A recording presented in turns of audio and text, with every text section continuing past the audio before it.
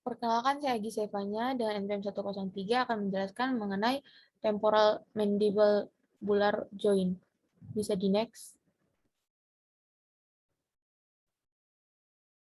Jadi yang pertama itu, pada case report tersebut terdapat di mana gambar satu itu bagian depan merupakan gambar dari bagian depan dagu atau tengah atas, sedangkan gambar kedua merupakan radiografis dua dimensi yang gambar sebelah kanan. Dari gambar di atas dapat terlihat ada deviasi pada dagunya. Kemudian pada rahang bawah mandibulanya mengalami prognati. Pada gambar radiografis dua dimensi dan diagnosa bahwa kasus tersebut merupakan kasus bilateral interior base discolation. Boleh di next. Pada materi temporal mandibular joint ini akan berfokus pada kerangka mandibula dan tulang temporal. Jika dilihat dari arah inferior pada kerangka yang diberikan tanda kotak itu, yaitu articular tubercle mandibular fossa. Tubercle itu artinya tonjolan, sedangkan fossa itu sebuah cekungan. Boleh di next. The surface landmarks on the squamous portion itu yang pertama ada temporal fossa, yang kedua ada suprameatal crest. Jadi temporal fossa itu merupakan cekungan yang diisi oleh otot temporalis yang merupakan salah satu bagian dari otot mastikasi.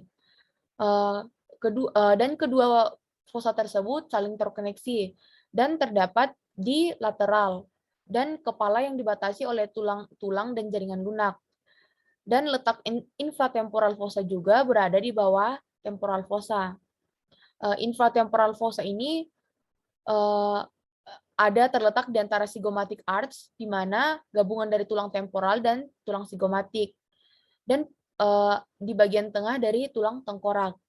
Di dalam infratemporal fossa terdapat otot-otot mastikasi. Jadi mastikasi ini sangat erat kaitannya dengan infratemporal dan temporal fossa. Boleh di next. Jadi gambar di atas tadi itu merupakan struktur dari mandibula yang berfokus pada condylar proses atau yang pada bagian posterior dan coronoid proses pada bagian anterior. Pada coronoid proses yang ujungnya diarsir, itu adalah merupakan tempat menempelnya otot temporalis. Jadi otot temporalis hanya menempel pada coronoid proses. Jadi kalau misalnya mandibula ini dipotong menjadi dua bagian, bisa dilihat dari pada bagian dalamnya terlihat head dari condylar process, ada neck dari condylar process, ada pterygoid fovea sebagai tempat melekatnya lateral pterygoid. Sedangkan pada coronoid process tempat melepatnya otot temporalis. Baik, selanjutnya jangan di next dulu teman-teman.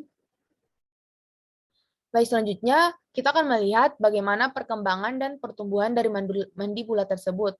Gambar di atas itu merupakan setengah dari bagian dari mandibula atau biasa disebut juga sebagai hemimandible pada periode prenatal di sekitar kelahiran. Boleh di next.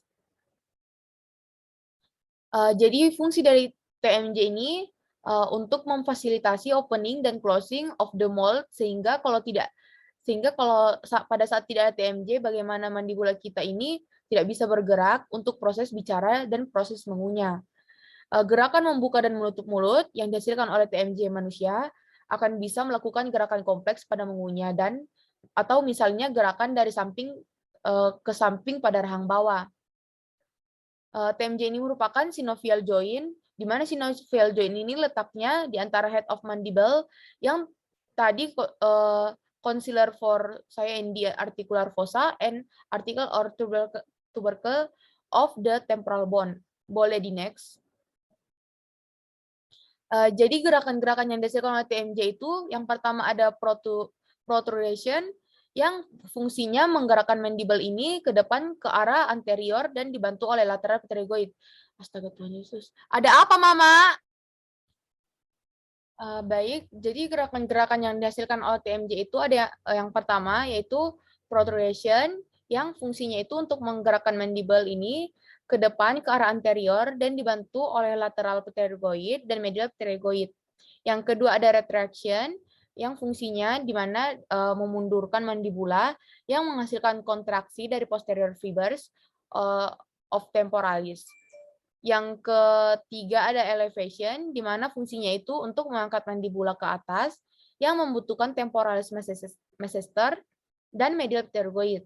Yang terakhir yaitu depression yang memiliki fungsi untuk menurunkan mandibula dengan gravity karena terkadang involuntar juga terjadi. Contohnya pada saat manusia sedang tidur dalam keadaan duduk, mandibula akan terbuka ke bawah karena adanya gravitasi. Tetapi dalam keadaan sadar ada bantuan dari digastrik, genuhyloid, dan amyloid muscle. Baik, boleh di next.